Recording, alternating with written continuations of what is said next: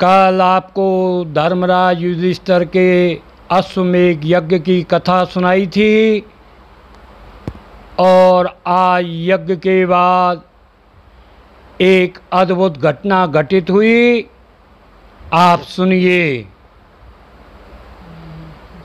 धर्मराज के यज्ञ की कथा कही मुनराय।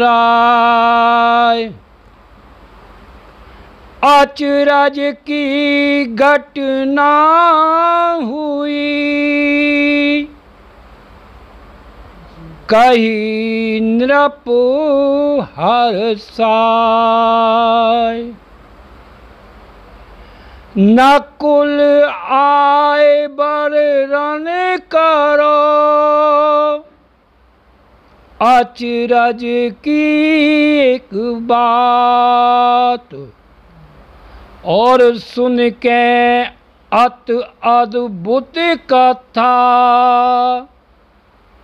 पुलक भये सबके गाँव।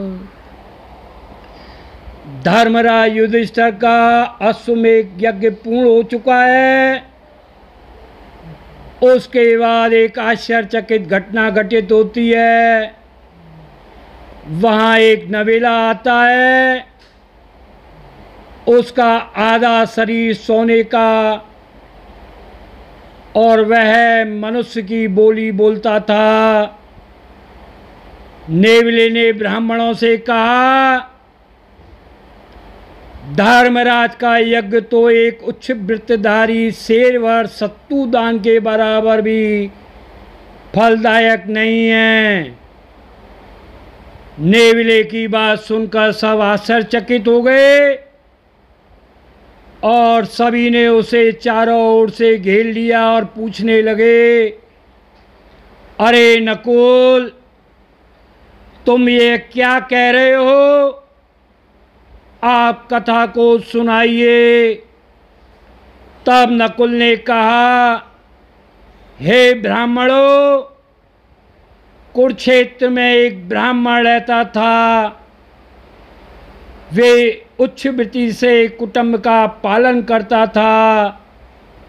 उनकी एक स्त्री, एक पुत्र और एक पुत्रवधू, 4 प्राणी थे। उन्हें उच्च वृत्ति से बिल्कुल भी अन्न प्राप्त नहीं हुआ। कई दिन ऐसे ही व्यतीत हो गए और उस देश में अकाल पड़ गया था। एक दिन देव कृपा से उन्हें एक सेर अन्न प्राप्त हो गया। उन्होंने उसका सत्तू बनाया और चारों प्राणी खाने को बैठ गए। तभी वहाँ एक भूखा अतिथि आ पहुँचा। ब्राह्मण ने हर्षपूर्वक उसका सत्कार किया और बोले, भोजन तैयार है। वह भूखा था, अतः भोजन करने को बैठ गया। एक भाग से उसका पेट नहीं भरा। तब उसकी पत्नी बोली, आप मेरा भी हक दे दीजिए।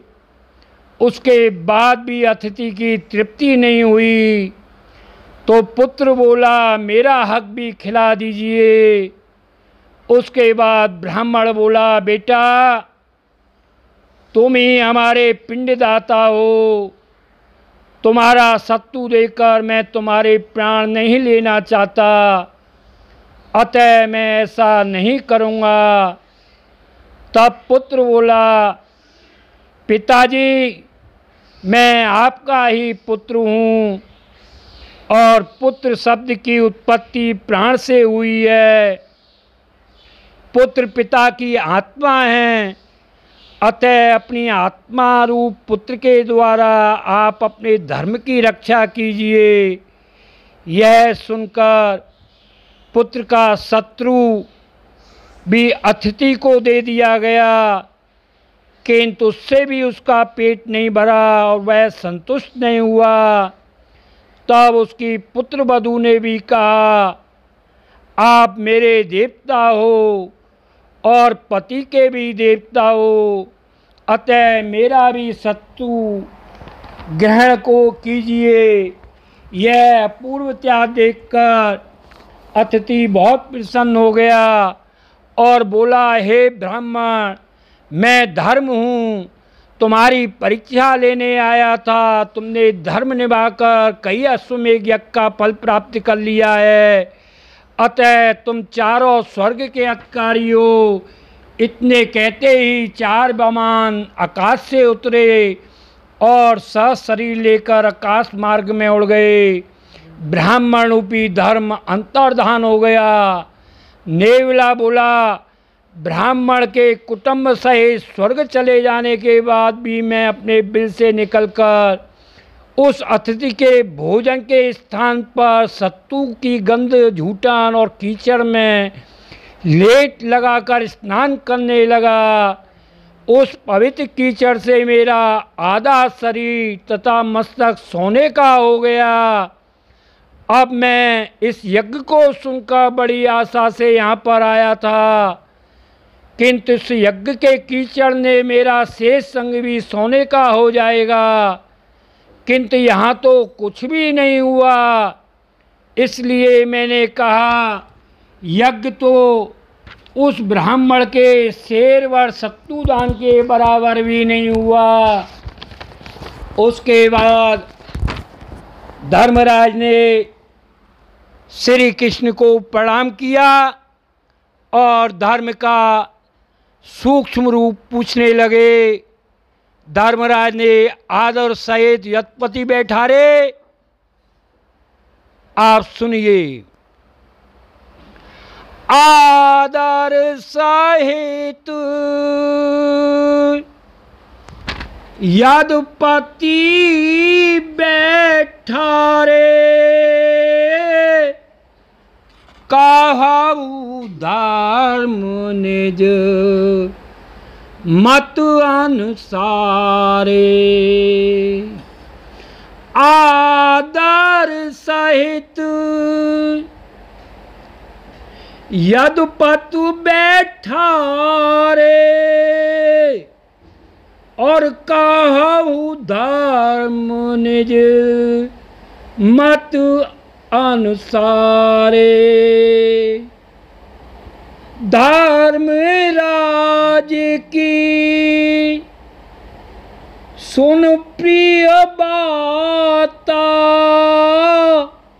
बड़े रन कीन धर्म जग त्राता।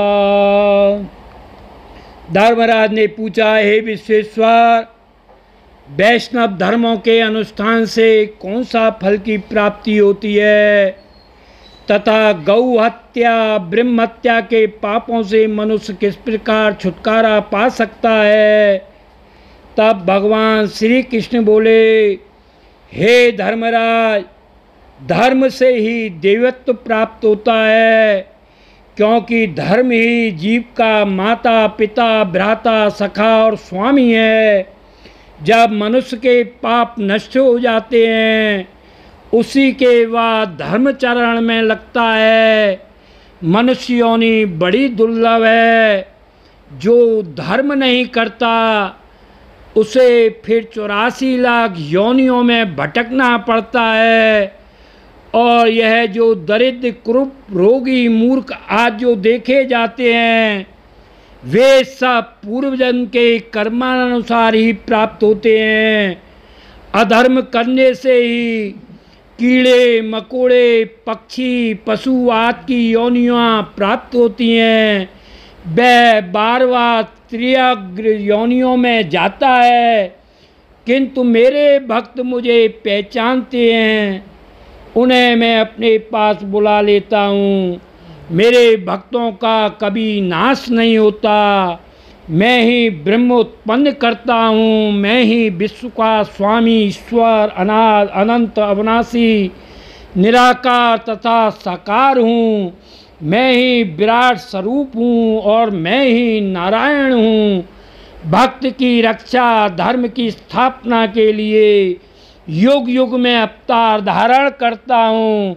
सब मेरे में ही व्याप्त हैं। इसके बाद धर्मराज ने चारों वर्णों के धर्मों को जानकर पूछा कि हे माधव, सो वह सब कर्मों के नाश कैसे होता है? श्री कृष्ण भगवान बोले, हे धर्मराज, अपने पाप को दूसरे से प्रकट करने से, पश्चाताप करने से सभी पाप नष्ट हो जाते हैं। ऐसे भी धर्म के कहने पर नष्ट हो जाता है, छिपाने से दोनों ही बढ़ते हैं। इसलिए पाप को प्रकट कर दीजिए और धर्म को छिपा लीजिए, यही उत्तम साधन है। मुझे शुद्ध बीज से उत्पन्न मनुष्यों के लक्षण बताइए। भगवान बोले, सदा ब्रह्मचर्य का पालन करने वाला होना चाहिए। दूषित योनि से उत्पन्न ब्राह्मण ब्रह्मा के समान विद्वान क्यों न हो, वह चंडाल होता है। बिना ब्याही कन्या से उत्पन्न ब्याह के समय गर्भवती पति के जीवित रहते व्यभिचार, मरने के बाद अन्य से उत्पन्न, सन्यासी से उत्पन्न, पतित मनुष्य से उत्पन्न, यह 6 प्रकार के ब्राह्मण चंडाल होते हैं। वीर आत्मा है, हे धर्मराज, जो गृहस्थ ब्रह्मचर्य पालन करते हैं वे ही नर श्रेष्ठ हैं। और जो ब्राह्मण जगत माता गायत्री जी का भजन करता है, गायत्री मंत्र चारों वेदों का सार है। प्रतिदिन 1000 गायत्री का जप जरूर करें। मंत्र जप मध्यम है और 10 मंत्र का जाप करना कनिष्ठ है। अतः हे धर्मराज, तुम नित्य गायत्री का जाप किया करो, इससे बढ़कर दूसरा कोई भी मंत्र नहीं है, संसार में नहीं है। सदा ब्राह्मणों की पूजा करो, वे मेरे ही स्वरूप हैं। ब्राह्मणों की कृपा से मैं असुरों पर विजय प्राप्त करता हूँ और उन्हीं की कृपा से मैं अजय बना हुआ हूँ। आज की कथा का वर्णन कर दिया है, आगे की कथा का वर्णन यथाक्रम करते रहेंगे। जय यमुना मैया की।